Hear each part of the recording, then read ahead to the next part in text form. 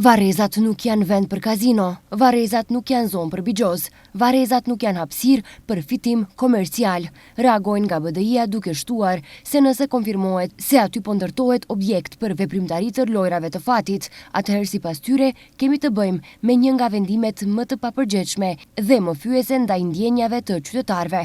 Integristët kanë edhe disa kërkesa. Kërkojmë me një herë të publikohet destinimi real I objektit dhe gjithë dokumentacioni përkatës, të ndalen punimet deri në sqarimin e plot të këtij rasti, të hetohet se si është lejuar një veprimtari e tillë pranë varezave dhe të respektohet vullneti dhe ndjeshmëria e njerëzve që jetojnë në atë zonë.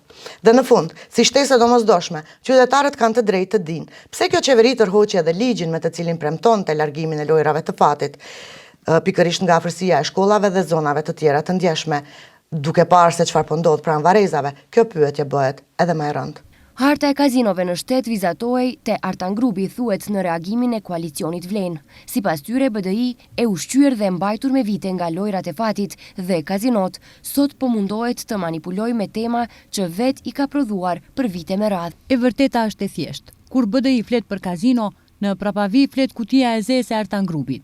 Ajo kuti, për vite me radhë mbajti këtë sektor nën kontroll përmes dorës së tij të gjatë, të arratisurit Përparim Bajrami, e licencoi e menaxhoi dhe e ktheu në mekanizëm për ndikim politik, presione dhe interesa të ngushta.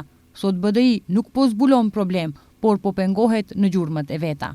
Ndryshe, ditë më parë, sipas BDI-s, afër varezave të Bllacës po zhvillohen punime ndërtimore në parcel që sipas të dhënave zyrtare figuron në pronësi të kompanisë Flamingo Casino.